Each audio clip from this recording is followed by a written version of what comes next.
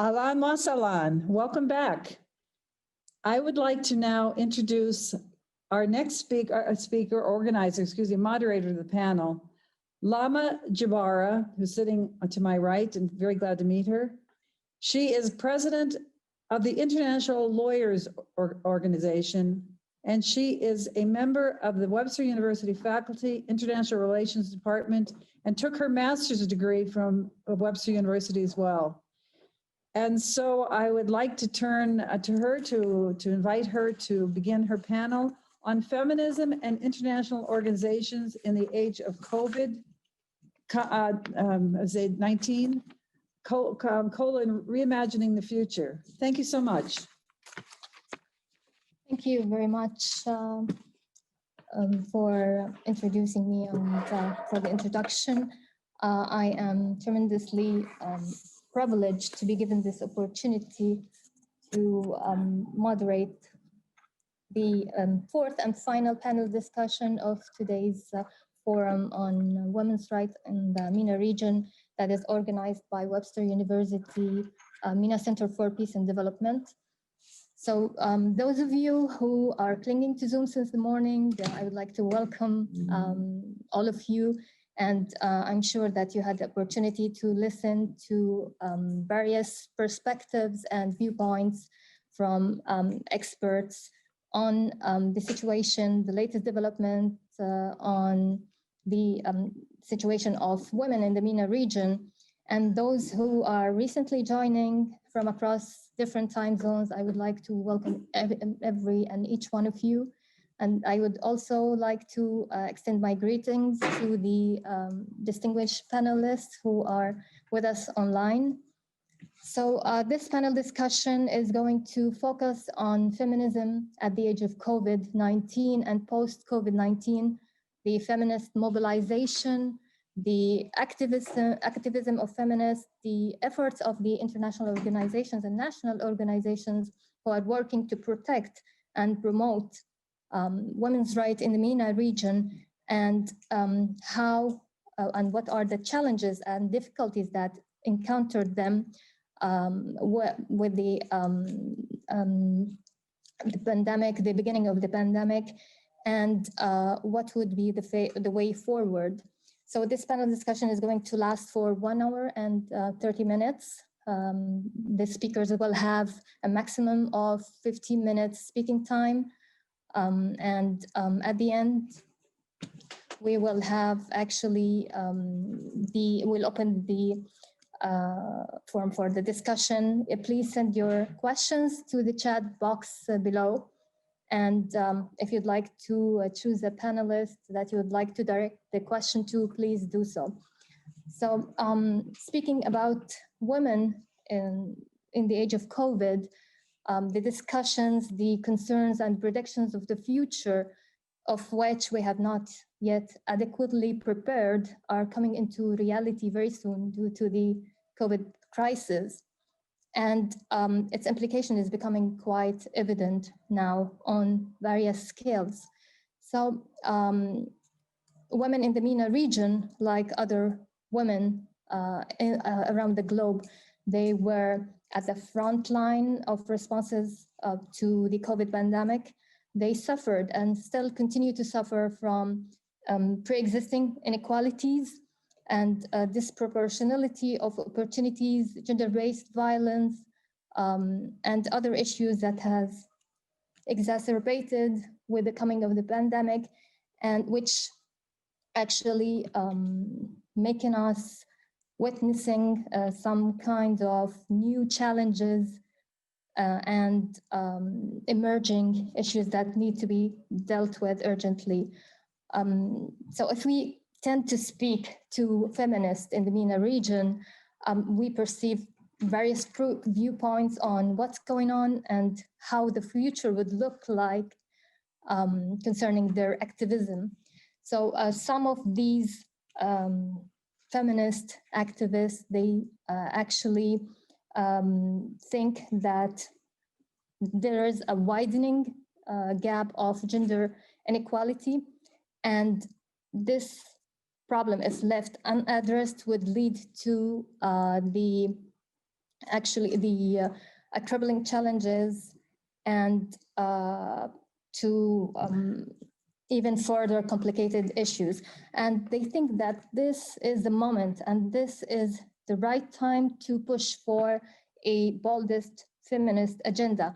Others, on the other hand, on the other side, the less optimistic think and believe that, well, holding the status quo for this moment and at this moment is the best way where they could get. So to hear more about the challenges, the future of the activism and the feminist initiatives, and what would be the role of the international organizations, the national also organizations working on promoting and protecting women's rights, what would be their role during this time.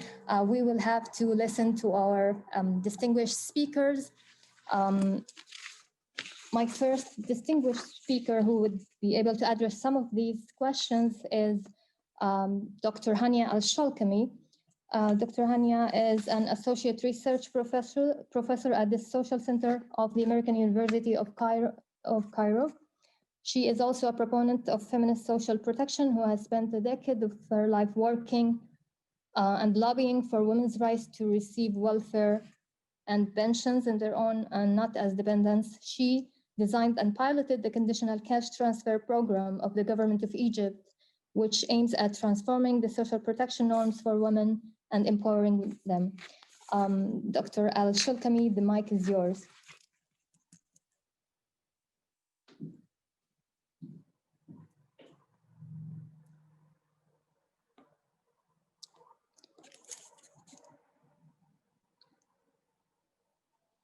I believe there's no connection. Well, I can't see Dr. Hanya on the screen.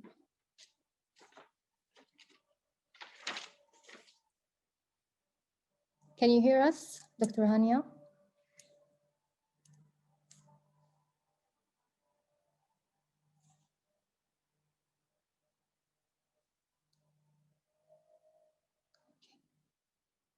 So until the technical problem is fixed, maybe we can move to our next speaker, Ms. Zahra Al-Neghi, if I'm correctly spelling the name. Yes, Lengi, thank you. Thank you. She is the co-founder and CEO of the Libyan Women Platform for Peace, LWPP, a socio-political movement focused on peace building, inclusivity, and gender equality. She is a peace activist and expert on gender, conflict resolution, and peace building, who has participated in formal peace negotiations and political dialogue in Libya, and as well as the UN-sponsored peace talks. And her work and efforts in the field gained international recognition. So I'll hand the mic over to you, Zahra. Go ahead. Thank you, Lama. Thank you. I thank the organizers for this wonderful opportunity to be among you all to at such exciting times. May it not be in the Chinese sense of the word, but it's indeed exciting times, and always, as we know, change is inevitable, and the disruption it causes often brings both inconveniences and opportunity. I would like to start my intervention with a quote that I came across a couple of days ago by Barbara, the futurist author, Barbara Marx Haber. The future exists in the imagination, then in will, then in reality. So, so I'm really excited about this, to be participating in this panel in particular, because it's about the opportunities. Yes, there's a lot of challenges we're going through at the moment, but there's an ample window of an opportunity for a feminist perspective. As we all know, COVID-19 has exposed the fragility and major weaknesses in our systems, both nationally and internationally. We have witnessed dramatic failures of global institutions, especially the UN Security Council. We've seen undermining the multilateral system, which was indeed a challenge in the wake of COVID-19. It took the Security Council over 4 months to pass a resolution on COVID-19 in support of the Secretary General call for a global ceasefire. Despite this, the resolution came out lacking crucial language to emphasize transparency and data sharing as critical aspects of fighting this virus. This is due, as we all know, to the conflict between the two major superpowers, the US and China. Moreover, state members of the Security Council have completely ignored this, the Secretary General global call for ceasefire, and have continued to fuel the proxy wars in the MENA region, despite the fact that COVID was and is still vastly spreading, threatening a region that lacks viable health care systems with unprecedented disasters. Today, the current COVID-19 pandemic is further stressing devastating social and economic consequences for women and girls that could reverse limited progress toward gender equality achieved over the last 25 years. And to focus more on peacemaking and peace building, which is my area of special expertise, we see that COVID-19 crisis poses numerous challenges to peace building and conflict resolution and mediation efforts. Peace talks have been postponed as mediators face, please remind me before 5 minutes of my end of my intervention, have postponed.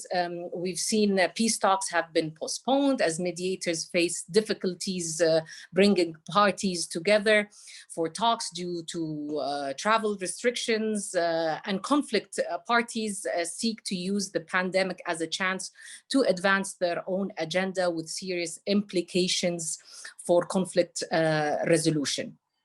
It's 5 o'clock. There's a risk of backtracking in gains made in terms of women's participation in peace processes, as women are faced with increased challenges to participate due to restricted movement. And we've seen other mediums of peace building taking place. Digital, I will be addressing that. And as today, actually, I think Libya will be the first case study. The Libyan Political Dialogue Forum. We've been the last few weeks having digital meetings, and today we are actually voting on a mechanism of selection of the unified executive body virtually, and it's being challenged for various reasons, the trust, the transparency, and etc. So it is taking place as the moment as we are holding this panel. There are these challenges. Pre-existing, as you were saying, Lama, pre-existing inequalities have been exacerbated by the pandemic. The pandemic is one of many challenges facing our region. There are multiple crises unfolding across the region. The pandemic risks being an excuse to halt, as I said, political processes, to backtrack on progress that has been done, to close societies, and to exert control. This might be combined with a waning interest from international partners as countries turn inward.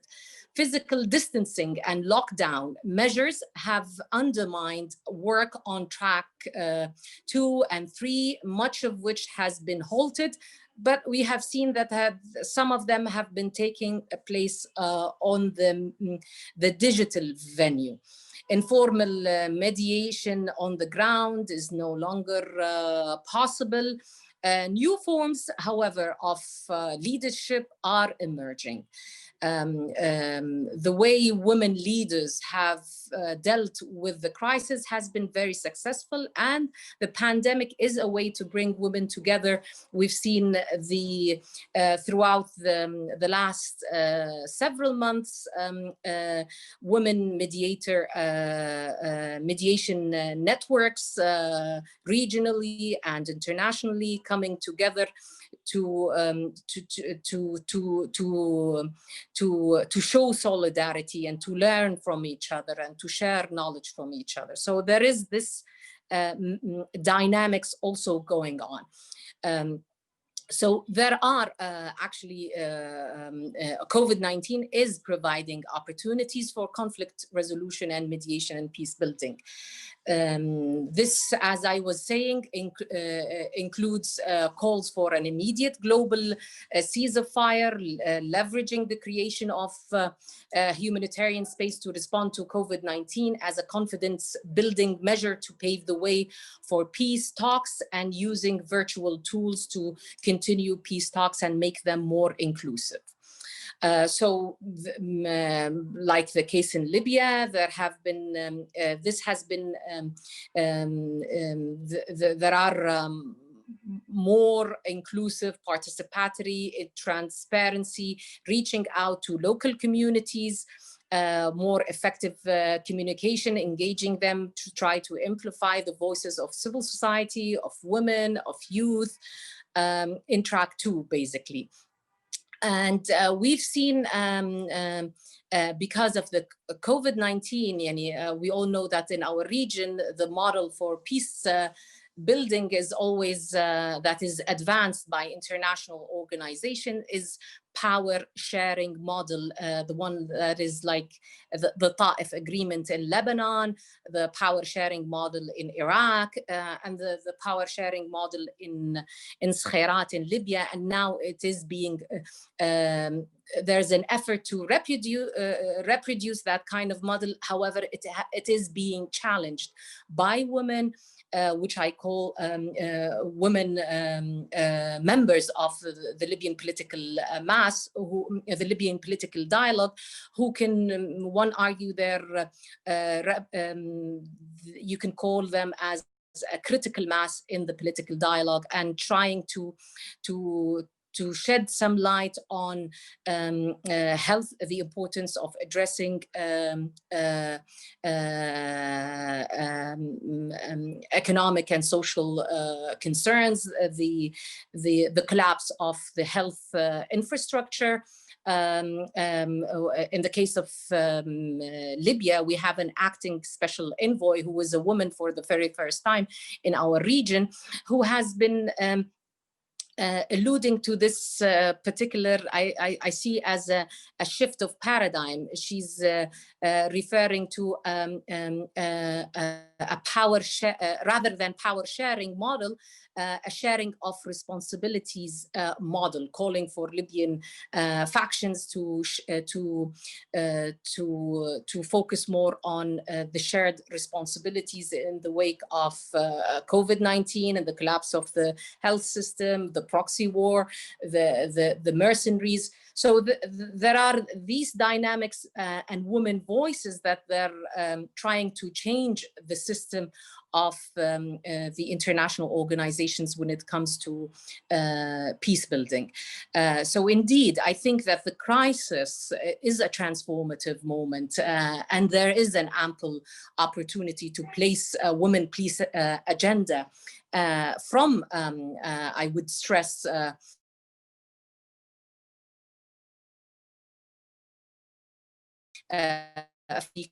colonial perspective at the front and center of global response to COVID-19. In such time, it is crucial to call for a shift of paradigm from the power sharing model among the political elite to one that is to a people-centered peace agenda, one that puts the collective good at the front. In order to do so, I think while we and our panel is on the role of international organizations, I think multilateralism is indeed needs to be reimagined. The global institutions need to be reformed. We all know that it's the 75th anniversary of the UN, and there has been talk so far about UN reform, especially when it comes to the structure of peace and security. However, we are seeing that the failure is basically in addressing global peace and security. Yes, the UN is doing a lot. We've seen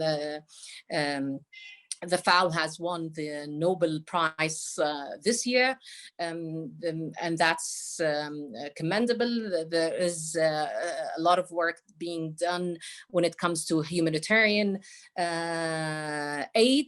However, when it comes to sustaining and preserving global peace and security, we see a major failure, and hence the urgency of reimagining a form of multilateralism. And I think the feminist discourse can play a significant role, especially if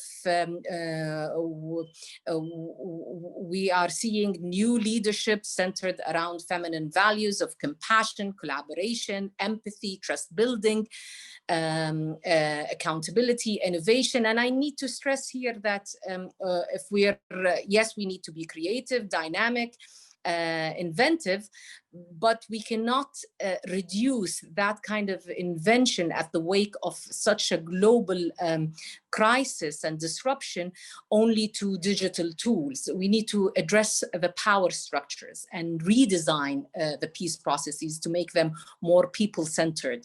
If pandemics don't bring out our lost humanity, nothing will.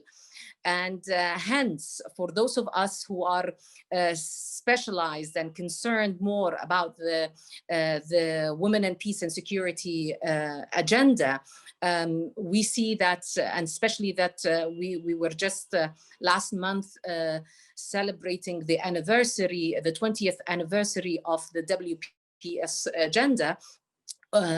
It's good. However, we see that it's 20 years after its launch, the agenda has failed to live up to the emancipatory potential it had, particularly for those of us who are impacted by insecurity and who are searching for inclusive peace in the global South. So I think that there are issues that needs to be addressed, and we need to listen carefully to the serious concerns from the global South about the WPS, Women, Peace and Security agenda, being illustrative of global politics practice that is rooted in exploitive patterns of interaction between the global North and the global South. I think by adopting a decolonial feminist perspective, we can challenge the current universalizing narratives about the global North while bringing marginalized perspectives into sharp focus as a way to rethink what can be global or universal. Also, the emancipatory change that we are proposing requires us to pay more attention to the contributions from the global South. Today, we're talking about the MENA region, not as objects, acted upon by the donors, the global north, the international organizations, but as also originators of knowledge and practice for an inclusive, transformative global politics that fosters solidarity and realizes justice and equality for all. I don't know how much time I have left, but there were certain aspects about multilateralism that we can address. How much time do I have time? Well, you can conclude if you'd like to. We're limited with the time, but I'll give you one more minute since that our one of our speakers didn't show up. So you can wrap up maybe in 1 minute. Thank you. So actually, I wanted to say that multi-cooperation is not an option, and it is essential for the resolution of transnational challenges related to peace and security, pandemics, digital transformations. There are aspects that I might come through in the Q&A, but indeed, I will just then conclude with the note that, as I will stress the note that I raised earlier, that the crisis is a transformative moment, and there is an ample opportunity to place the WPS agenda from a feminist decolonial perspective at the front and the center of global response to COVID-19, and the need to shift the agenda and redesign peace processes to have them more peace-centered, to address issues related to visionary leadership, inclusive democracy, working on health systems, working more on building locally rooted global systems, sustainability, and inclusive social and justice and inclusion. Thank you very much. I thank you very much, Sarah, for this very interesting intervention. I'm glad to see that you still see a window of opportunity amid the critiques and the negativity that we are seeing and sensing since the beginning of the COVID-19 pandemic. It's also very important to bring the question of women activism in conflict areas, in conflict settings where the government bodies are fully functioning, and the magnitude of the crisis cannot be accurately measured and can be under-measured, actually. Not also that, but it's great to hear that that there are women taking or being engaged in the decision-making process to, I mean, in times of crisis, and being engaged in the peace processes despite the challenges. And I mean, seeing women in such leader positionship and not only being impacted by the crisis is, I mean, definitely presents a window of opportunity. Thank you very much. And I will turn now to my next guest speaker. Unfortunately, as I mentioned before, Dr. Al-Shalkami she has not showed up yet. I hope that she will be showing, but until now we have no information from her. So I will turn now to my next guest speaker, Ms. Hafsa Halawa.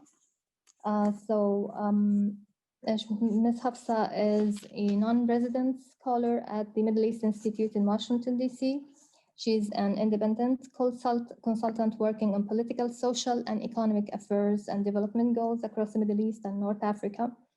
She held positions in government, NGOs, INGOs, and multinational corporations and think tanks, and she's now consulting independently for a broad of issues.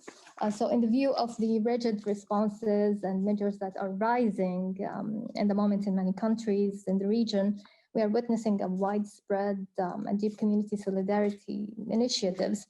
You are going to address the changing attitude to women in the public space and the shrinking space effect on feminist agenda. So we'd like to hear from you about all these very interesting aspects. The mic is yours.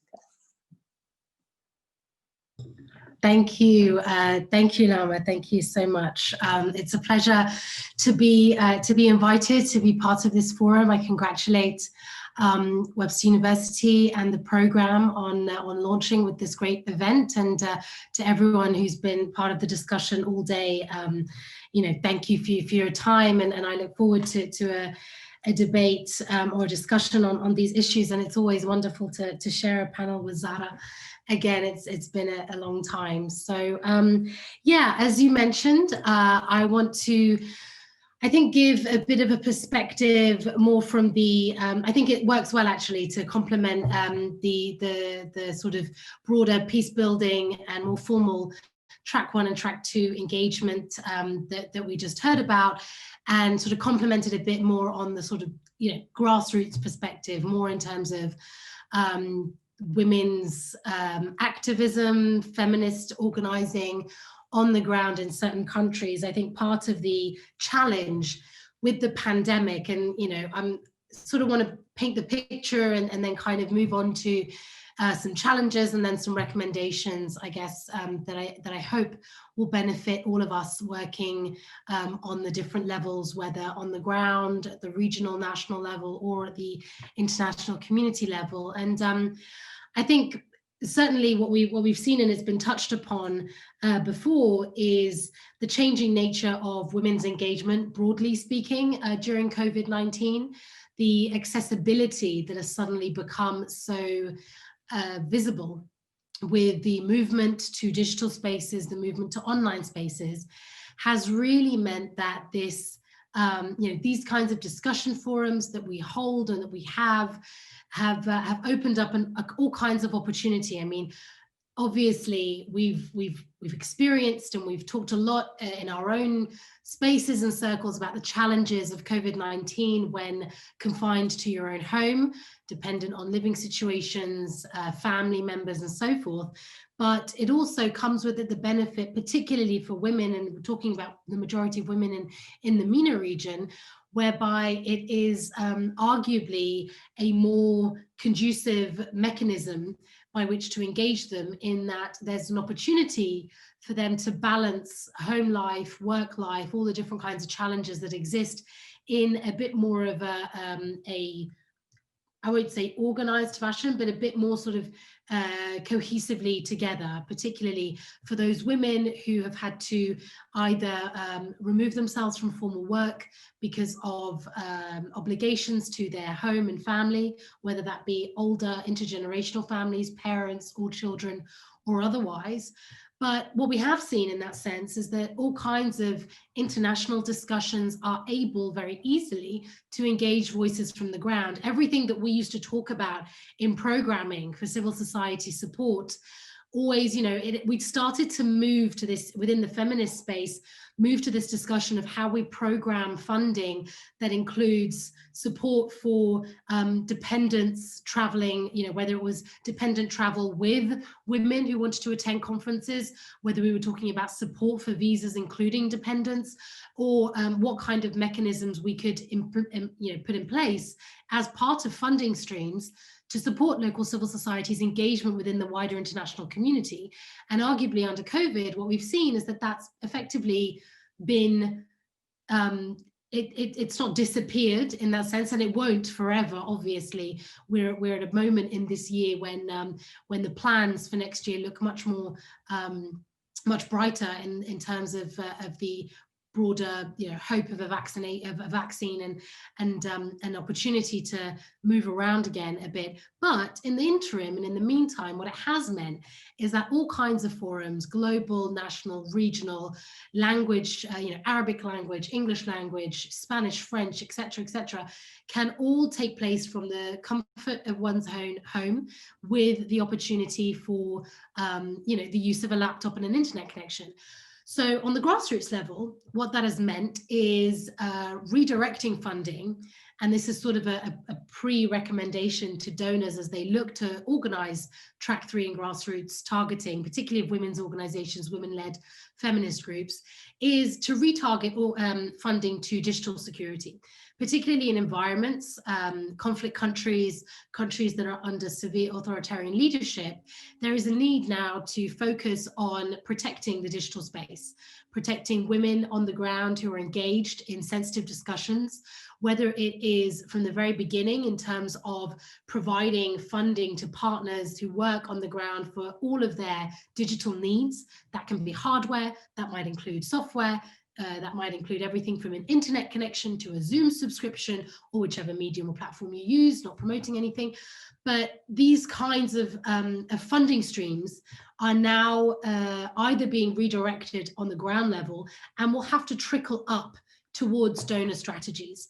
And while we're looking forward, and there's big debates on climate rights, on feminist agendas and so forth, digital space and protecting the digital space has to be one of those major agendas. It was already highlighted as one of the priorities as movement generally became harder, particularly for people in conflict settings, whether that was because host or neighboring communities wouldn't support travel through visas or otherwise, or whether it was because of access to financing became much harder in that context. So really continuing, I think one of the wins from COVID that has to be continued once we come out of this pandemic is not only the protection of the digital space, but the engagement with the digital space as we do, both on the international level. And it was great to hear from Zahra about the how formal institutions are shifting online, and we've seen it in our own countries, governments and so forth that are doing the same.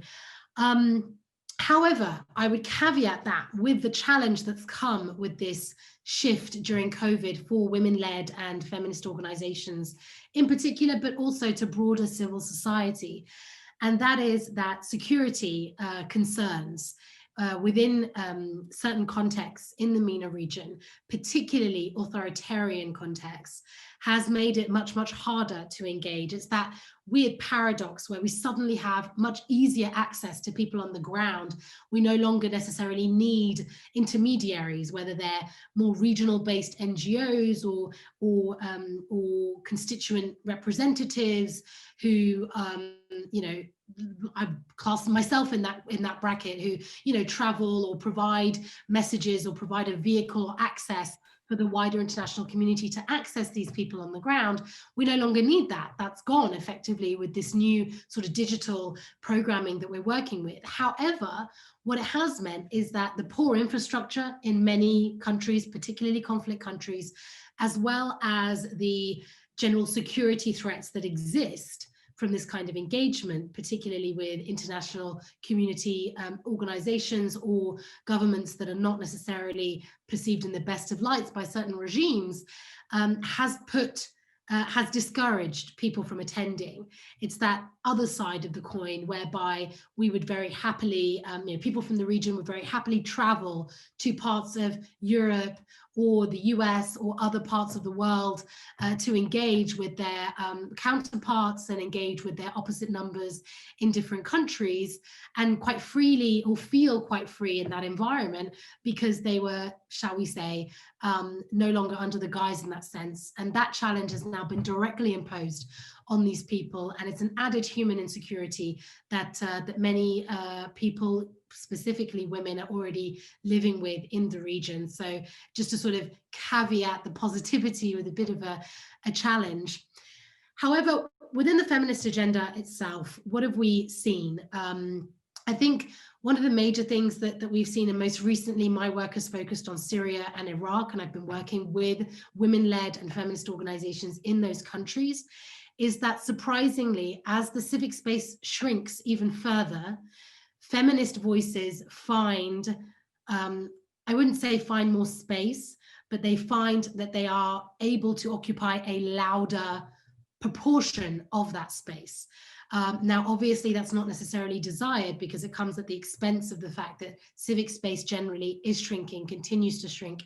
And we've seen in the last few months and during the COVID pandemic that it's reaching a very dangerous level of shrinking in some countries, whereby we're threatened with, in some cases, the almost complete removal of civic actors in a formal setting within some countries.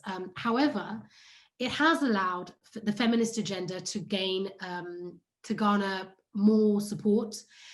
Maybe what we would say is to break the barrier, i.e. moving away from just the like-minded feminist actors and start to reach and bridge beyond that. Egypt, most recently, as Dr. Hoda Sadda mentioned in her opening this morning, has been one of those, the sort of gender revolution or gender rights movement that we've seen come about since the summer has been quite interesting to see, not necessarily because of the certain fundamental issues that are being addressed or what's being noted through the movement and how it started, but primarily because it began to engage an entire part of the population that had never before either never really engaged with civil society generally or did not necessarily view themselves as feminists or engaged on the feminist agenda. And I personally put part of that down, having spent some time over the year in Cairo, where I used to live. I certainly put part of that down to the fact that owing to the pandemic, where there was much less news for many months of the year, a large portion of the public sector and most of the private sector was working from home or simply out of work at the time. And that created the bandwidth with which social issues, the social agenda, what was happening on social media could become more, could engage a wider space. And that is something that we need to ensure the momentum remains focused on. It's something that we need to build upon, and it's something that we need to utilize to our benefit to ensure that the feminist agenda in that sense remains part of the broader social agenda as countries, as we globally begin to move out of the pandemic. I think some of the, I wouldn't call them criticisms, but some of the things that I've noticed with the feminist policy in terms of what elements of the feminist agenda are able to sort of reach beyond its own like-minded silo space and break down a few barriers and engage wider portions of the population. I'm talking about awareness amongst communities within the region rather than engagement with international actors, is that violence against women and gender-based violence are really the two main issues that continue to engage people. That's positive in the sense that we do need to actively engage much more prominently, and we need, critical mass of support from amongst our own communities in the region on these issues. And we are seeing that. I followed the protest movement in Iraq and the assassinations that we saw earlier this year, earlier in the summer in Basra and in other parts of the country, and particularly female activists that were killed and assassinated. There is a large critical mass that includes compatriot male voices in that space that's either calling for accountability or certainly looking to engage on mechanisms, on agendas, on policies to protect women, to ensure that there are protections. It's created a debate in Iraq over the domestic violence law, and it's created discussion, broadly speaking, about protecting women in the digital space, because threats and intimidation have always started or been born out of social media use. So that's something that I think we need to harness in a more coherent fashion. I'm going to just finish with a couple of sort of recommendations, I think mainly to the audience members that are part of the international community that may find it useful. 2020, 2021, in terms of it being the COVID years are also, in the normal calendar, strategy periods for a number of global organizations, governments, and donor agencies. It's a strategy period to recalibrate, reassess, both throughout this year and into next year. Almost all of the major developed nations' strategies, agendas, and even foundations and so forth will all engage on rethinking their interventions, rethinking their support in the region. Obviously, this comes at a time when some have already completed that endeavor. However, just a few recommendations, at least to take forward into thoughts about planning, is that I think something that we need to do a bit more actively in the region, and not as a criticism at all of the region or the women of the region, is to engage in a two-way discussion and debate on the understanding of feminism in the first instance. Now, that's not to say that anybody doesn't understand what feminism is, but rather it's to say that there are distinct differences between parts of these feminist movements in certain countries that view feminism in a different way. And rather what we're looking at, or what I'm promoting in that kind of recommendation, is to look at how different parts of these broader feminist movements relate to the concept of feminism, what they view as feminist policy, feminist theory, and then how do we either integrate that into more traditional sort of poli-sci definitions of feminist theory, feminist thinking, but also how do we adapt what we traditionally view as feminist theory to the ground? How do we, we always talk about civil society being, or strengthening civil society in the way that we as the international community respond to the needs on the ground and the grassroots movement. But rather in that same way, we can have a two-way engagement and discussion on how do we adapt what is a very traditional body of literature to the activities on the ground. Because in terms of a very rigid engagement on feminism, what actually happens is it can act sometimes to detract people from engaging in that space, whether they be women or men or non-binary or parts of the other communities, the minority communities, LGBTQIs, etc. But the general engagement with this space should be afforded the flexibility to react and respond to the differing presuppositions on the ground, particularly within the space of what we're presented within the MENA region. Within that frame, I think that we talk a lot and we engage a lot, and I have as well, on the women, peace and security agenda, targeting track 1, track 2. We're in an age right now where most of the conflicts in the region are frozen or stalled, that have resulted in stalled peace processes, particularly, for example, in Syria and Yemen. However, what I think we can do in the interim is to refocus and prioritize track 3 traditionally, which is our grassroots engagement. We have the opportunity now to create mechanisms, create safeguarding procedures that allow us to engage more directly with the ground and elevate effectively these track 3 actors and the community constituencies that they have, and bring them into what would be a traditionally track 2 space, for example, or even within that level of engaging and influencing a track 1. Think of more holistic mechanisms we can use to influence track 1 peace processes and women's engagement in that vein. And I think the last one I would just say is, and apologies for taking too long, but the last recommendations I would have is that strategies from the international community, I've always advocated that civil society should listen to the ground. It should direct its funding, its financing, its support as per the ground's needs, the needs of grassroots organizations, women-led and feminist in this context particularly. And something that I've griped about for many years is how this, the CVE, PVE agenda distorted and changed traditional civil society rights organizations into becoming these counterterrorism vehicles. Well, in that same vein, without contradicting myself, my last recommendation would be that at the same time, civil society is only going to push as far as its donors will drive them to go and push them to go to. And ultimately, what we can benefit from in terms of promoting feminism in a more coherent or concise or holistic fashion is that the donors push more on more radical feminist agendas.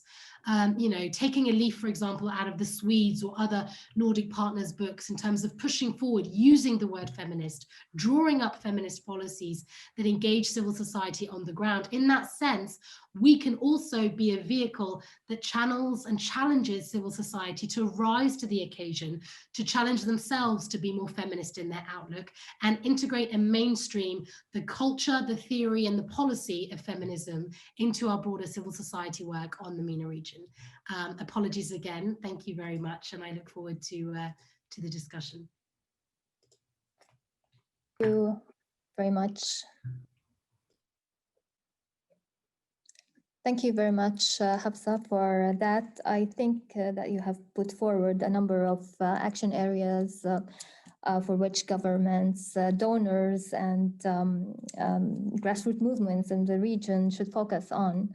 I tend to agree with you that the pandemic represents an opportunity for MENA governments and other stakeholders to address the structural issues facing women in the region.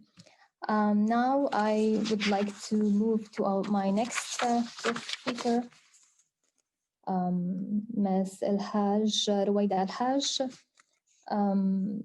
Ms. Ruwaida, she's the regional representative for the Middle East and North Africa region from the Office of the High Commissioner of Human Rights. She comes over with over 20 years of experience in human rights and has extensive knowledge of international law, political affairs with the United Nations, in particular in complex context in the MENA region, Asia and Africa. I would give you the chance to speak now, Ms. Ruwaida, if you're ready. Thank you, Mrs. Jbara, and thank you for inviting me to this event and for your excellent coordination, your meticulous coordination, and for your excellent role in facilitating this session. I'd like to thank my colleagues also, Ms. Langi and Ms. Halawa, for their impressive presentations and interventions. I would perhaps put my intervention more in a normative context, relaying to all of you and to the esteemed participants in this session about how the UN reacted to the existing, deepening pre-existing inequalities that you've mentioned and also Ms. Halawa mentioned, which is a reality. And then moving to how, as the UN, as one UN reacted to all these issues in relation to women and girls, difficulties, challenges, and this COVID-19. As the Secretary General mentioned, I mean, this microscopic virus has brought us all to our knees. This is a dramatic situation, dramatic episodes that of this global pandemic that everyone knows and no need to be enlarged upon. Now, the efforts have been mobilized worldwide. And here I'm specifically talking about the United Nations. After all, we've seen a world that seems to change, and we might as well start a new way of working as United Nations and as reacting to the normal business that we do and how we actually achieve or how we decide on outputs and on priorities. Now, COVID pandemic, again, I mean, it's not a health crisis. It is economic, humanitarian, as you all know, security, and on top of all, it's a human rights crisis. It has highlighted severe fragilities and inequalities within and among nations. Its social and economic impacts have created a global crisis unparalleled in the history of the United Nations. The solution will require, thus, a whole society, a whole United Nations, and a whole world approach driven by compassion and solidarity. Without any doubt, this pandemic exposed furthermore vulnerabilities in social, political, economic systems, Ms. Lengi spoke about, peace and security, the political side of things. She gave some examples from country-specific situation and gives more perhaps on the thematic areas. When we talk about the exacerbation of COVID, further of some of the implications and risk factors that have already existed, we speak about GBV, we speak about right to food and food shortage in this very particular crisis, unemployment, economic insecurity, school closure, massive migration flows, and the threat of civil unrest. And all this actually adds on for women and girls simply by virtue of their sex. That is known. Now, without going perhaps, and since it was a long day for all of the participants on what does it mean for us, how to assess in the field, since we have all entities of United Nations, and especially the Office of the High Commissioner for Human Rights, which I represent in MENA, how we assess the situation of in specific right to food, right to work, right to education, which was the subject of the first session. I would say, and the GBV, again, all these currents coming as never before to defeat women's rights and deny women's opportunities. This is all just the tip of the iceberg. So all this is known. We reacted from day one. Secretary General had his own plan in the response, which we called, when it was launched, the comprehensive response to COVID-19 to save lives, protect societies, and recover better. But in specific, putting women and girls at the center of economies for a more sustainable development outcome for all, support a more rapid recovery, and place us back on the footing to achieve sustainable development goals. Now, as Ms. Halawa mentioned, I mean, she gave excellent recommendations. I would give also some recommendations based on or driven by main human rights mechanisms. And here, I would like to relate to you what the Secretary General has advocated in 3-point response for the future. I mean, this is the topic of the session. A large-scale, coordinated, and comprehensive health response guided by WHO, with an emphasis on solidarity towards developing countries. Second, policies to address the devastating social and economic dimensions of the crisis, with the focus of the most affected, specifically women. Third, a recovery plan from COVID-19 crisis, leading to more equal, inclusive, and sustainable economies and societies that are stronger and more resilient. Now, us as OSCHR, Office of the High Commissioner for Human Rights, I mean, we started since day one by monitoring the situation on the ground with specific focus on women and girls and specific groups in focus, such as LGBT, people on the move, elderly. And based on this monitoring, we've been advising also HQ in relation to guidance notes. And thus we had actually the response came as to mainstream gender and targeted groups or groups in focus in the guidance notes that have been already published by OSCHR, emphasizing the role of state members to uphold women's rights and their responses in public health, posed, of course, by this pandemic. Now, it's known for all of you, and there is a need to mention, of course, WHO leading the global effort, taking into account the gender dimension for future action in specific in relation to strengthening health systems from a gender perspective, and of course, including policies and protection in specific for health workers. I mean, of course, I mean, you've seen all the statistics, 70% of health workers worldwide are women and are mostly exposed to threat of the pandemic. Now, of course, I mean, I won't even mention the rest of the UN family, UNFPA, with all the policies on the sexual reproductive health.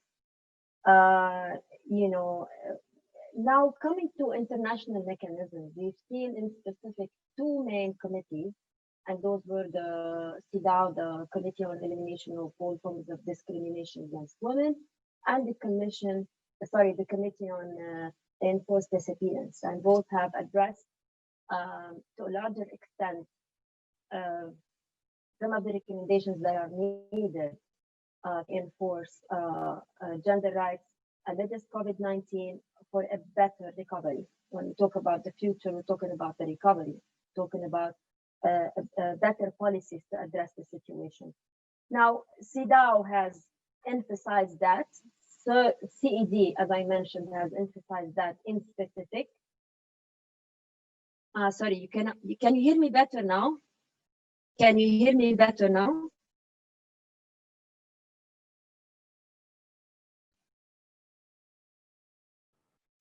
Yes, we can hear you. Okay, thank you.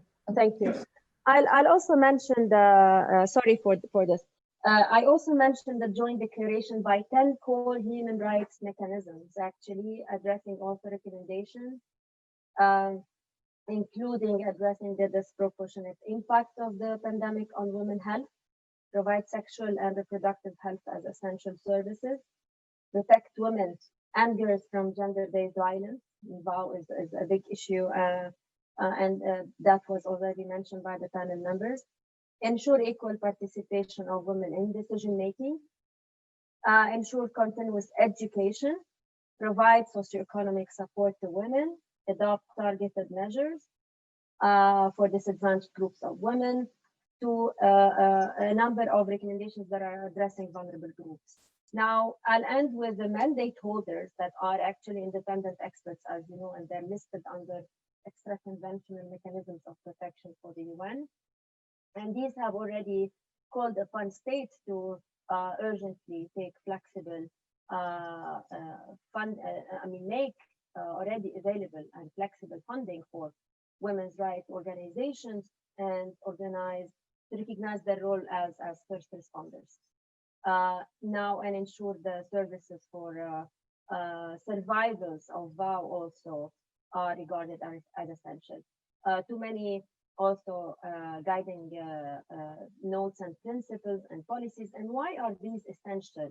I mean, Lama, in my opinion, these are extremely essential, and because at some point we were all standing there and listening, you know, and watching and observing, witnessing a new era, but not understanding exactly what the impact of this pandemic is on lives and rights of people. And we were trying to cope, we were trying to adjust, and how we monitor this type of, you know, the consequences, and to cope with the already existing crisis, you know, the graphic, thematic. I would say, you know, we continue to do that. We continue to be informed also by the action of women rights organizations, by women human rights defenders. We have already created a network, you know, of human rights, women human rights defenders. We are always also relying on credible sources in the field. When Ms. Halawa mentioned, you know, that the international community has to be always, you know, driven by needs on the ground and informed by information from grassroots, I think that's definitely the way it should be. Finally, I think I would quote the Secretary General Guterres by saying the pandemic is a wake-up call to all of us. It's our response, and our recovery must put human rights considerations at the center, but it is also an opportunity to address the climate crisis and inequality of all kinds. It is an opportunity to build differently, but better. Thank you. Thank you very much, Ruwaida. Of course, the efforts that has been done by the Office of the High Commissioner are very notable, and the work and engaging with the United Nations and its human rights bodies and monitoring mechanisms is essential for feminist gains in the region and elsewhere. I would like to thank you for this presentation, and now we will go and move into the most interactive part of the dialogue, which is the question and answers. We have two questions that came in so far. The first question is directed to Zahra. How do you envision shifting the WPS agenda correctly to be more locally rooted and inclusive? So we would like to hear your opinion on this, Zahra. Yes, thank you very much. It's a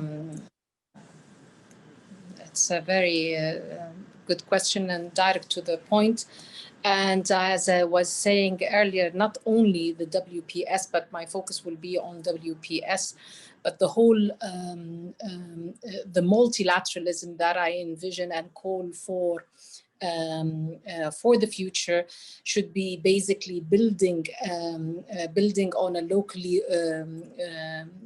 rooted global system, i.e. there should be alliances between citizens, regional organizations, and responding effectively in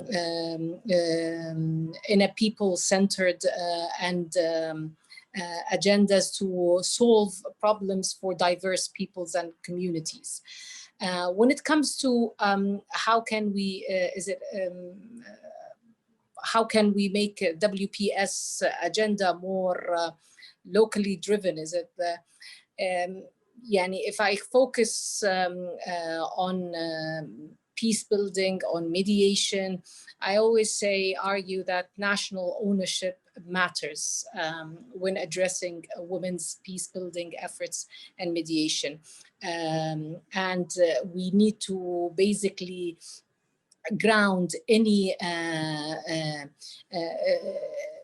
we need to always contextualize and historicize women's contribution to local mediation, understand that women are not homogeneous, address, look into their experiences from an intersectional lens, understand the complexities. More importantly is we need to not introduce WPS agenda as a Western agenda. Rather than that, or an international policy agenda. We in fact need to debunk all these baseless narratives that women's mediation or peace building does not feature in local customs. And the contrary, we need to unearth the literature, the culture, and to see aspects that will reinforce the agency of women in peace building efforts. So I think so. It's basically the aspect of national ownership. Documenting the local experience of women local mediators or peace builders. Also the focus on women local mediators or peace builders rather than the focus on the national level. So it's basically investing more on strengthening the agency of women at the local level, linking that with gender responsive decentralization and public service delivery. It's important to link that with women's efforts in peace building and mediation. Another aspect will be the need to always contextualize and historicize women's contribution to peace building. I think it's basically, I would say, embracing complexities, understanding it's from the local to the global, rather than focusing on, and this is my stand from national action plans. I can't see that they deliver that much. I know it's not politically correct to say so, but I think the focus needs to be more on grassroots level, on local level, and link that to the global level.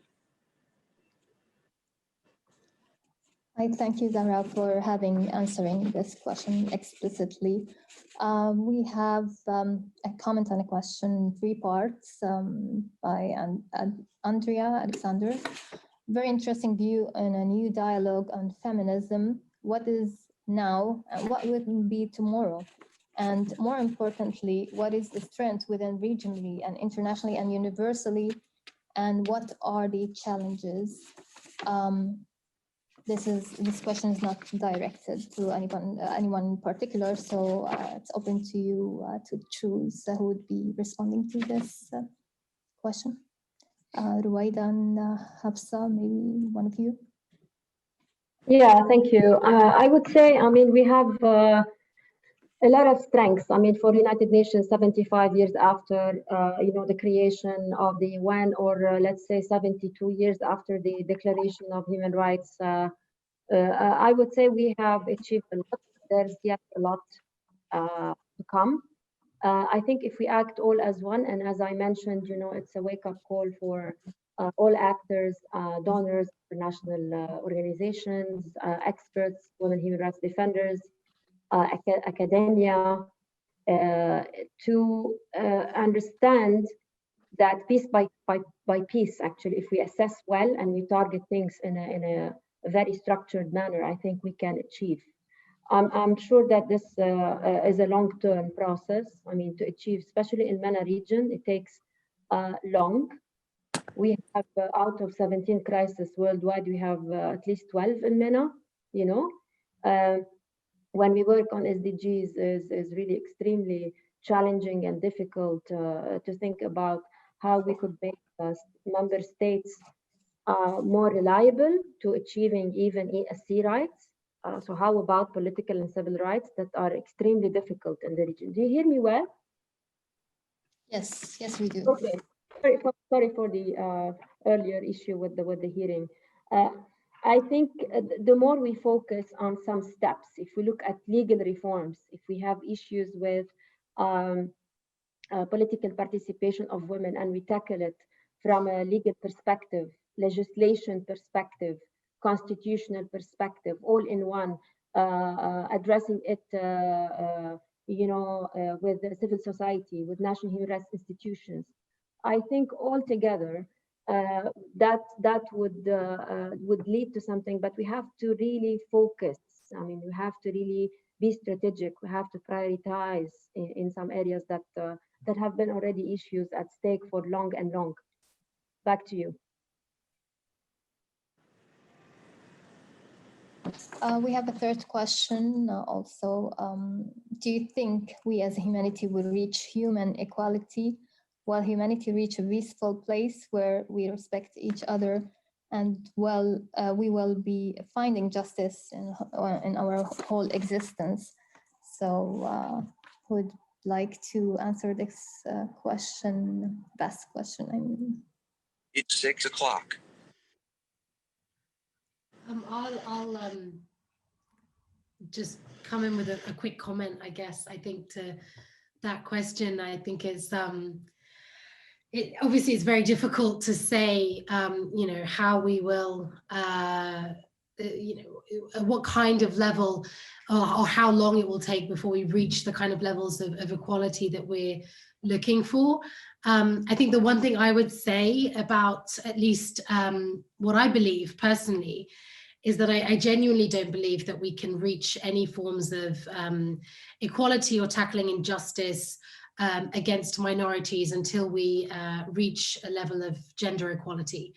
I think for me, everything comes after that, and it's we need to realize gender equality across the board, across societies, fully and completely before we can look at how we tackle, or before we can expect rights for minorities to be realized. At least that's just my personal opinion. So we have a fourth question. Just we'll scroll just the screen down so you can. So the other question would be, don't you think that women's self-discriminatory attitudes are the main cause we are treated second-class citizens? Is that to me or to somebody? To everybody. So. Okay. I mean, I don't know if I agree with that statement in the first instance. I think that, there is always the case that, and we've all experienced it, where women engage in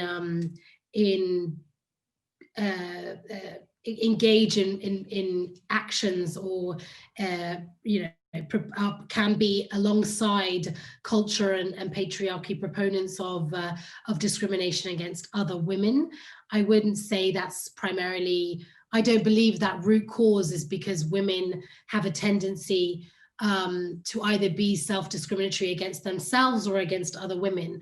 I think the reality more so is that because of the, certainly something I've experienced in the private sector, because of the enduring competition and difficulty for women to succeed, for women to engage in very male-dominated societies, cultures, contexts, it becomes an opportunity to engage in self-promotion and self-furtherance rather than it is a discriminatory behavior.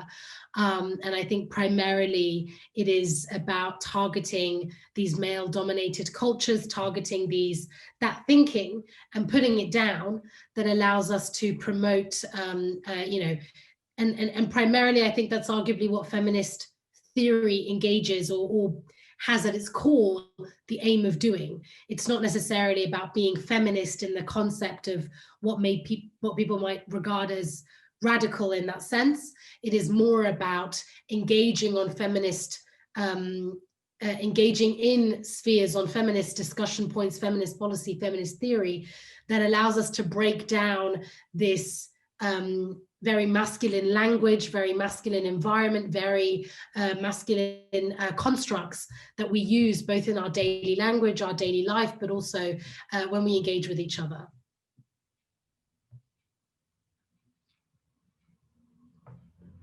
Thank you very much, Hafsa, for the response. Anyone else would like to give an answer to the previous question?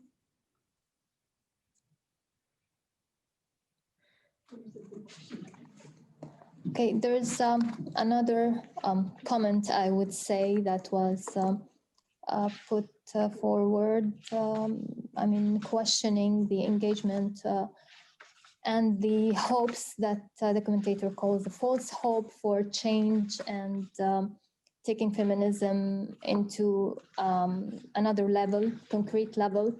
So, Ruwaida, do you see that the United Nations is playing its role in advancing the status of women in the region, and whether these are only false hopes and wasted efforts that are not concrete and eluding people and making them living in a dreamy world? Well, thank you for the question, and thank you, Cynthia, also for your comments. I would say, having worked in the field for many years, I still believe that we can achieve a lot. We can make a change, and that is not easy, as I mentioned. I mean, it needs a lot of long-term engagement, long-term dedication.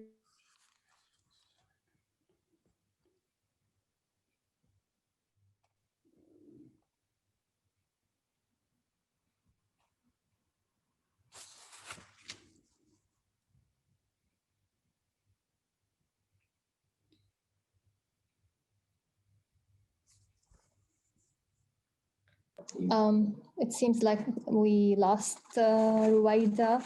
Maybe she will give her some time to reconnect. So we have another question.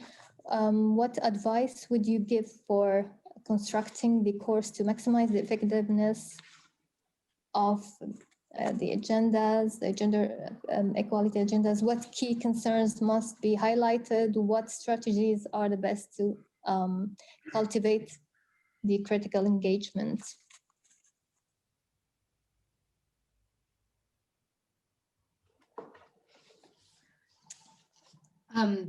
If I can jump in.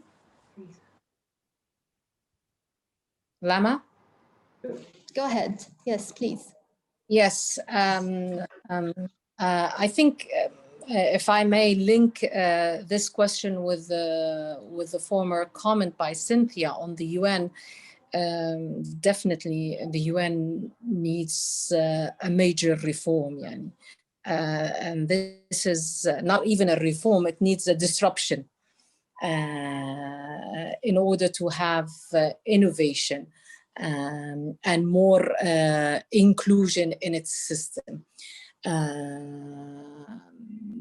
And that's why if I said earlier, if the UN is not capable of doing so, we need to envision other mechanisms of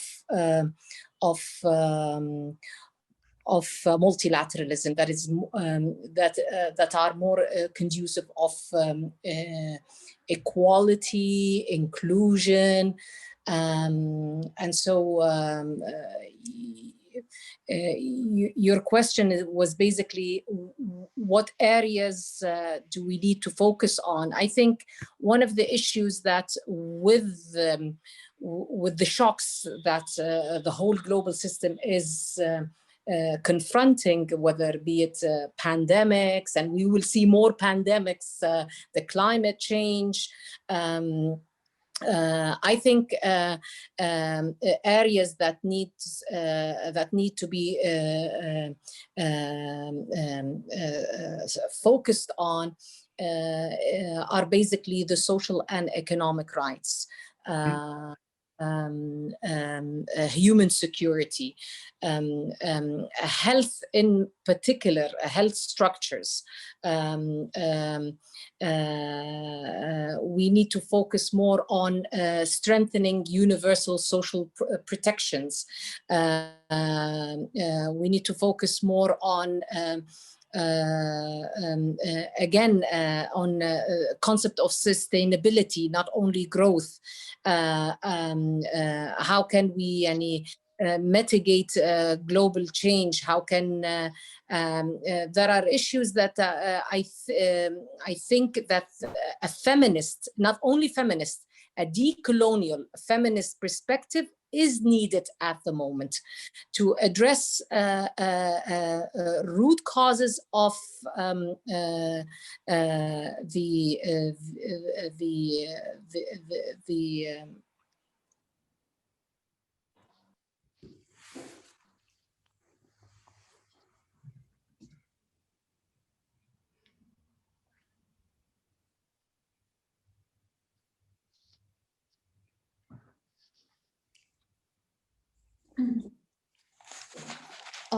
we lost the connection. For the time being, we'll move to a continuation of a comment for the question that was posed to Hafsa and she responded to before. A comment says, thank you, Hafsa, for the intervention, but the fact that we don't feel entitled for what we can bring to the table, it is in itself self-discriminatory. So do you have a quick comment on that before concluding the session? Thank you very much, and thank you to Lubna for the points. I think it's, I mean, I don't disagree, to be honest. I think that's a very fair point to make, and I think that you know, something that I've one of the Syrian organizations that I'm working with, they never use the term women's empowerment, for example, in their engagement. They have a number of partners within Syria, outside Syria. They're a feminist organization, and they never engage on the language of women's empowerment. They talk about self-empowerment of women, that women are empowered. It's about providing the mechanisms, the space, even as basic as money, for them to engage on their own community activism, on the kind of grassroots initiatives they are, or the kind of, you know, support to their constituencies, or creation of those constituencies within their communities, wherever that may be across the country. And I think that's a really important point that you raise, in the sense that actually it's not that the language we're using is encouraging that kind of self-discriminatory belief, but in not using it, we can diminish the probability, or we can diminish the potency of this kind of self-discrimination that you're talking about. So, you know, talking about, you know, and we do the same with young people, or with other agendas as well. We talk about, you know, the grouping and empowerment, or the grouping and rights. And when we start talking about them in a, you know, and that's part of what feminist theory really is. Feminist approaches are that kind of participatory approach and modeling and methodology in all of your work and research that is ultimately the core of how we implement feminist policy. So I think arguably it's not solved by changing small language, small terms, small focuses, but it is, I think, tackled by reducing that kind of language, promoting the idea that everything we do in the normal course of business is in itself feminist, can also reduce the kind of, I wouldn't say threat, but the kind of dangers that some people may associate, or radicalness that some people may associate with that, that concept. And that should in turn, I hope, within our community or amongst us, at least begin to change the way we view things, and can build to addressing very larger, much larger deficiencies and inequities that we have to approach on a very practical level. I hope that answered, or at least engaged in a debate that was interesting. Thank you. It is indeed a very interesting comment that you made. From what we heard as perspectives, various perspectives from our distinguished panelists about the challenges, the way forward with the feminist movements and mobilization, the grassroots, international organizations, it is evident and clear to all of us after listening to all of this now that in order to create a concrete transformative feminist policies in the region, all these visions and dilemmas, tensions faced by feminists and the national and international organizations working in the field need to be taken into consideration. And it is also evident that in order to, plan for a long-term agendas and full recovery and instituting the rights of women and think about the way forward, this will always and will have to depend on the leverage, the fully leverage of the potential of women, not only women and also men. I thank you very much, my distinguished speakers, for this very interesting interventions and debates. And I would like to conclude this session, but before that, I ask you not to hang up as we're moving to the concluding remarks, a very interesting part of our forum that will be delivered by Professor Francis Picond and Dr. Eileen Mary Trebb. Thank you very much for your attention and have a good evening.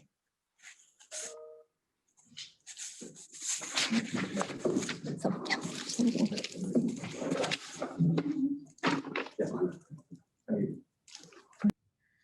Hello, everybody. Can you hear me? Yes? Okay. Good. I'm okay.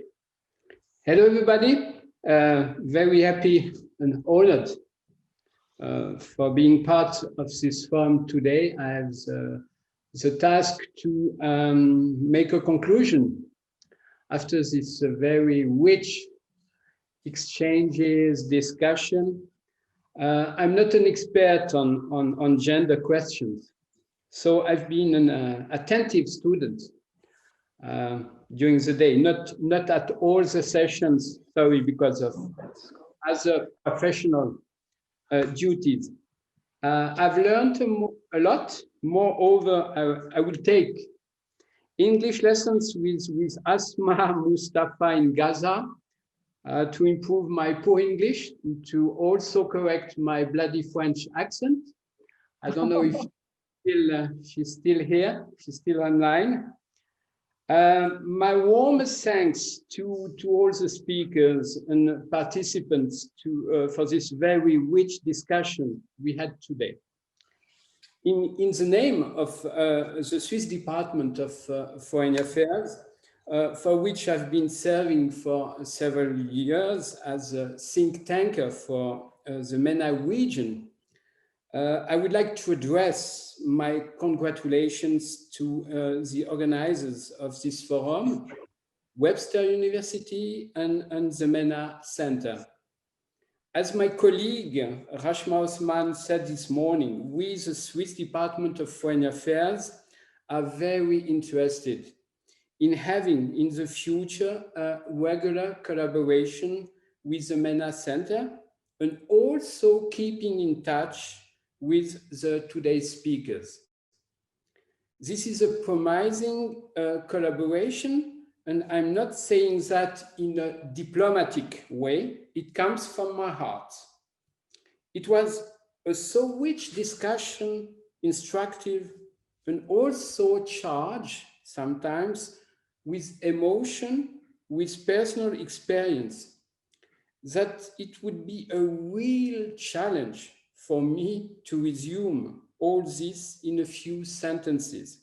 Much better to refer to the entire recording of this forum. I'm very impassioned to hear what I missed today, tomorrow or after tomorrow. So thank you very much for the recording. I think it's great. It's a great initiative. I don't want to go back into details to what was debated today. I will leave the floor to Ellie Mary Tripp, who maybe will have this courage in a few minutes. I've been impressed by the quality of the discussion and of the speakers today. Well, the best conclusions are short and concise. Let me share with you some points very briefly, or lessons I've learned from this forum, if I dare, not being an expert on this question. First, feminist activism in the MENA region is not a new phenomenon. And it is important to know that from my perspective, from a Western perspective at least, which is biased by our Orientalism, so well criticized and analyzed by Edward Said. This feminist battle, has been engaged for years, and a lot of women have paid and still pay the price for their engagement in Egypt, Saudi Arabia, Tunisia, Morocco, and so on. This activism has improved the women's rights in some cases, but Whether in the countryside or in the cities, the battle is just beginning. That's what I've understood during the discussion today. Arab women still face obstacles to enter the labor market in their countries because of several factors which were emphasized today, mostly dominated by social values and on different scales within different social classes. The place of a woman is a home. This is what one would hear constantly still today in many Arab countries. But as it was mentioned, the situation is variable depending on the country. Tunisia is not Saudi Arabia, and Yemen is not Jordan. In general, most women in the Arab world are still raised in an environment of inequality that puts priority on males over females in many, if not all, aspects of life. This creates a pattern of bringing up kids differently according to their gender. In the beginning of the 20th century, as it was mentioned, many movements across the region called for the liberation of women, creating some opportunities for gender equality as well social and economic participation of women. The Arab Spring was an opportunity for that, but maybe a missed opportunity or not complete opportunity. I don't know exactly what is your opinion about that, but it's a question in my, in my mind. There are positive aspects and negative aspects of the Arab Spring, and concerning the women's rights, certainly progress has been made, but concretely, what does it mean? With some exceptions, the feminist movements, unfortunately, couldn't have a breakthrough because of the successful resistance of conservative and religious trends dominating the social agenda. Very often with the support, with the complicity of repressive governments. I think it's still the case today, and it's a real challenge for the feminist movement. In this context, and it was mentioned several times today, education will be a crucial game changer. In the narrative about the role and the rights of women in society, and this is important. The crucial subject was largely discussed today.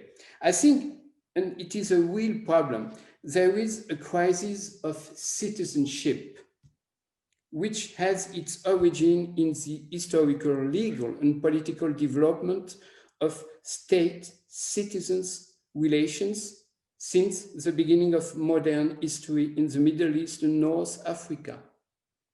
Citizen.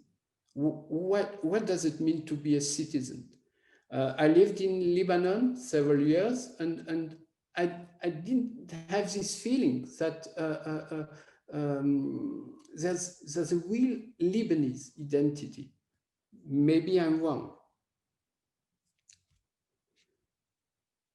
If we look into the practices that support the claims to equal rights for women in particular, immediately we are confronted with factors in the MENA region that still obstruct full citizen rights, such as patronage, and clientelism, but also culture, religious conservatism.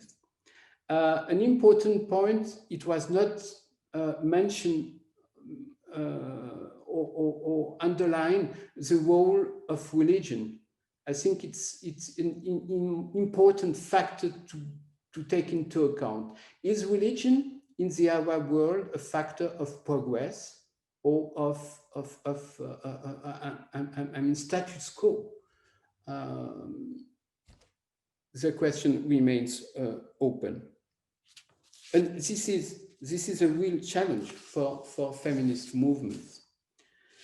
During my numerous travels and contacts in the countries of the region, very often I've seen that there is a huge gap between educated and non-educated people. All women are not ready for change.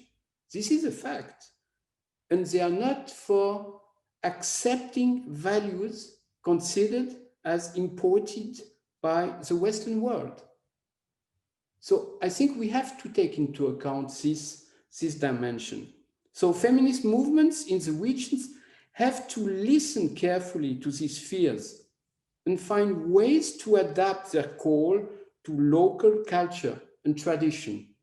In this context, improving education will be very helpful, I think.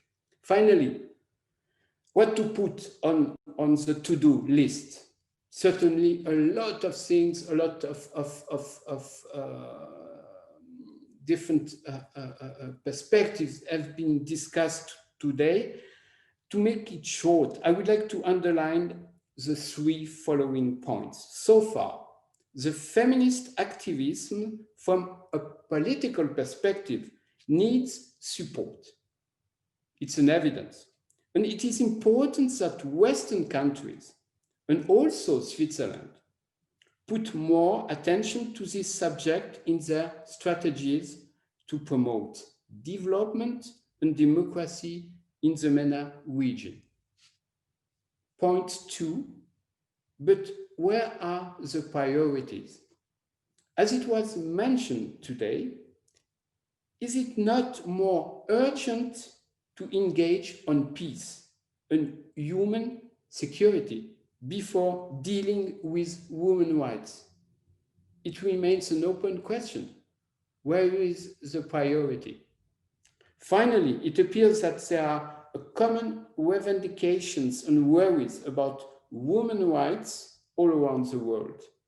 This battle being global, maybe it would be useful and necessary for feminist movements in the MENA region to build international coalitions in order to be more effective in defending their cause.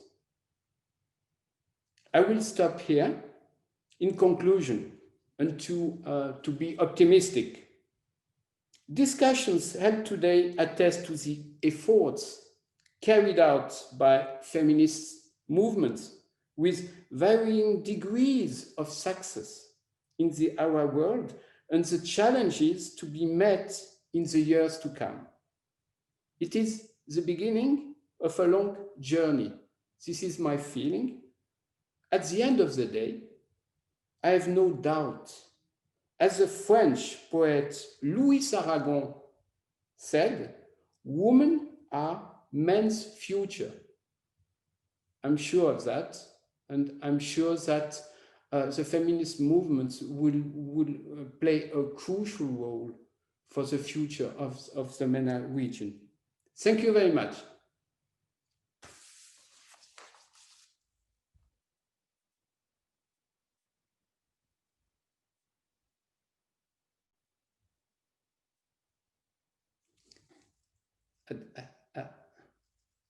Sorry. Okay. I'm Flip from the University of Wisconsin-Madison, and I have the honor of closing this, making the last comments at this long conference. I got up this morning at 2:30 here in the US in Washington, DC, so it's been a long day. But I want to thank you, the conference organizers and speakers, for such an amazing set of panels that reflect such rich experiences and insights. My comments are from the perspective of a scholar of comparative politics who works on women's movements in Africa, including North Africa. And hopefully I can suggest a few areas for future research that I believe come out of some of the things that we've learned today. I'd like to underscore a point raised by Huda that came up several times in the conference, and that's the need to look comparatively at the issues that we're talking about to try to tease out some of the trends in the region.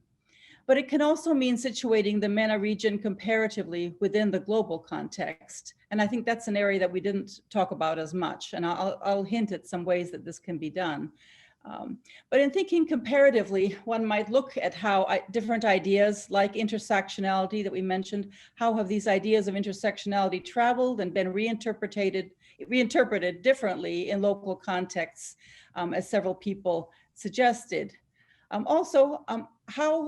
Think about how has the MENA region itself influenced global discourses, as Hibak hinted at.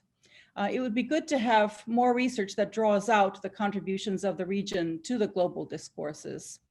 For example, Zahra suggested that the global community might be able to learn about new models of development or new models that have been developed by Libyan women leaders involved in the women, peace and security sector, a different way of thinking about the WPS agenda, advocating for a more people-centered agenda, one that's encompasses empathy, that talks about national ownership of the process, that uses and draws on local women mediators and peacemakers in getting Libyan factions to share responsibility in the context of multilateralism. I mean, these are some of the things that can be learned from the Libyan experience.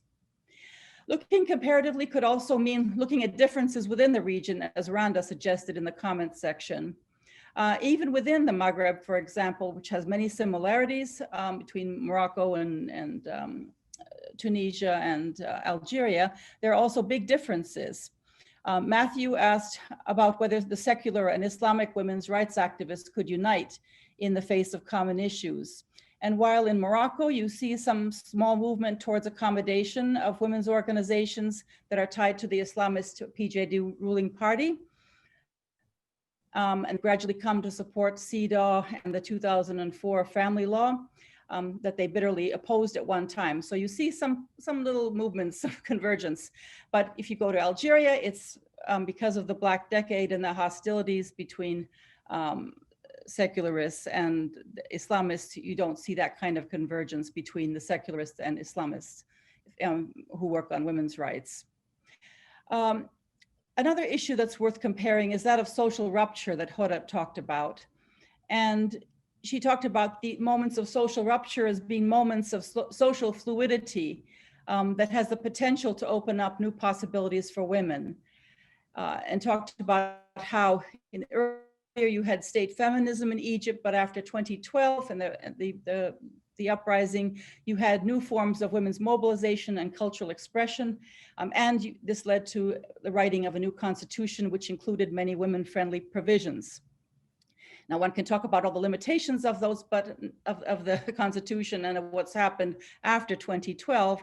But you do see, I think Hoda persuaded us that there were things that changed after 2012. And so maybe we can take this further and argue that critical junctures or social ruptures as a result of conflict or revolution can present opportunity structures for women's movements to take advantage of to expand their political citizenship, for example. So we saw this after the Arab uprisings in Morocco and Tunisia, after which there were constitutional reforms that addressed women's rights and quota laws that were passed after the uprisings. And so in Tunisia, for example, you had an increased number of women in the cabinet, and 40% of the local council leaders are women, which is higher than most European countries. We've even seen this now in the 2019 Sudanese Revolution against the al-Bashir government, which is often referred to as a women's revolution. And the two major coalitions of women were at the forefront of this movement for democracy, and they demanded 50% representation in all leadership roles in the government. What they got was 40% in the Transitional Legislative Council, and they got many provisions in the Constitution regarding women's rights and a removal of the Sharia as a basis of family law, which opens the door to other kinds of reforms. I think anyone who are active in the movement, they would be satisfied with what's happened, but they feel that there have been changes, and we're in the middle of this process of change, and we'll see what continues to progress, but it's a work in progress. Also legislative, there's been legislative changes. They got rid of they repealed the notorious public order law, which affected women in particular. So, the questions that we could ask comparatively are, why do such critical junctures allow for reform? When do they not result in changes? Women were very active in the 2019 and early 2020 Iraq and Algeria. Will they have similar outcome? Well, time will tell. So one can compare the gains and limitations of these movements. One can also situate the North African women's movements in even a broader comparative context and look at post-conflict dynamics. This is something I've written a book on in sub-Saharan Africa, but it also applies elsewhere. So countries that have come out of major conflict in Africa, you had many, many countries that came out of conflict after the 1990s, but also other parts of the world like Nepal, Timor-Leste, Slovenia. All of these have had much higher levels of legislative representation than other countries. Algeria was a case in point, where you had a jump from 2% women in the legislature in 1987, prior to the Black Decade or the Civil War, jumped to 32% after the Black Decade, so after 2002, and 1/3 of the cabinet was made up of women initially. And then you also had constitutional reforms. And so these moments of social rupture can be these periods of opportunity that can be seized. It's not the only route to women's expansion of political rights and citizenship, but it's one, and it's an unintended one. We can even bring Switzerland into this if you want to look even more globally at this issue. Finland was the first country to seat women in parliament in the world, and this happened right after the 1905 revolution, when it was a grand duchy under Russia. And so again, women were active in that revolution. You had the same thing happening then with the Russian Revolution in 1917, when women then got suffrage and were also seated in the parliament. So you see, and then you have a similar link between conflict and suffrage after World War I, when women had fought for a long time for suffrage and didn't, and then it wasn't until after World War I that you saw many countries in Europe getting suffrage. But this did not happen in Switzerland, which had stayed out of these major conflicts, and women did not get the right to vote until 1971 in Switzerland. So that's really expanding it. But again, you can see the relationships between conflict and how they can present opportunities for reform, these particular moments. There were other issues that we talked about that also could be looked at comparatively. Fatima Siddiqui talked about some of the paradoxes with education when looked at comparatively. Morocco has some of the lowest rates of literacy for women in the MENA region, but it's gone further in terms of family law reform and other legislation regarding women's rights. I compare these two regions, the Maghreb and the Middle East, and look at the differences in legislation. And while it's not true that in every piece of legislation it doesn't play out, but on balance, if you compare the two regions, the Maghreb in general has done much better than the Middle East when it comes to legislation affecting women. And I don't have time to go into why that's the case. This is my book called Seeking Legitimacy, Why Autocrats Adopt Women's Rights. But if you get that book, you'll find out why that might be the case. And then finally, another area where we talked about some of these where we could learn from a comparative study is the talk by Hind, who talked about how women worked across ethnic and religious lines in the Syrian context and had these deep, meaningful conversations. You can look at, this is one of the hallmarks of peace building of women in Africa, this building of coalitions of women across ethnic and religious lines. So again, looking at this comparatively, we would find that in Somalia, when women came together across clan lines, whereas the men were more wedded to their clan, but women were able to build ties and form the Sixth Clan, as they called it, or Rainbow Coalition. Liberia, similarly, women came together across ethnic and religious lines, and were able to push for peace and played a major role in bringing about speeding up the end of the Liberian War in 2003. And if you look at South Sudan, where we still have had continuing issues, you'll find many coalitions of lots and lots of organizations of women and coalitions of women working together across ethnic lines. So these are just a few hints and of ways in which if we take some of this work that we've been doing and think of it comparatively, we can come up with some very practical, useful insights from a comparative study. I'll leave it at that, and yeah, and thank you again for a fabulous conference. Thank you, both of you, Francis and Marie. Marie, it was a wonderful contribution at the end of our forum on human rights in the MENA region. I woke up this morning kind of early, and actually was very saddened to learn of the death of Fatima Mirnisi, the great Moroccan sociologist and feminist who died on November 30th. So I'd like to commemorate her at the end of this forum and encourage you to perhaps look at this book that she became so famous for. It's called Beyond the Veil, Male-Female Dynamics in Modern Muslim Society. First written in 1975. This is a newer edition. Thanks. I'd also like to conclude by speaking personally just for 1 second, and that is, I would like to tell you, you probably know this already, that the French word for heart is cœur, as you all know. And I personally believe that we are on this earth to encourage one another. And this forum has been such an enormous source of mutual encouragement for all of us.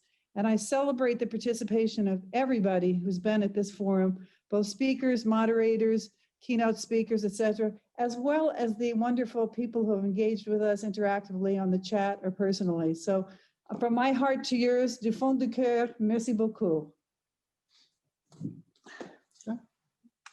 Maybe I'll put this bit of. Yes, this has been an incredible day, tremendously rich forum. I want to thank especially the final words of Francis Buchanan and Eileen Mary Tripp. And I would say that one of the things that I learned from my experience working with the Swiss government when I was the director of the International Bureau of Education of UNESCO is that the Swiss like things that have a continuation. So a conference for a conference is not enough. I think that this forum deserves that. The quality level of the presentations, but also the possibilities of research ahead and the possibilities of fueling a movement that is tremendously important and rich. It's something that the center, the MENA Center would like to maintain and continue. So we need to think as to what and how, but the words of Eileen Mary Tripp are actually quite inspiring in terms of looking for comparative topics that we can work ahead. So my conclusion would be, let's make this be the beginning of something bigger. And I want to truly congratulate MB Maribelma O'Neill, Jubin Godarsi, and Renee Sheck, as well as Francis Buchanan for the contributions and development of this program. Also to Celia, Joachim, who have been in the back front, but a key person in the organization of the event, as well as all the moderators and the panelists for this high quality event that really makes us proud as Webster University. Thank you so much.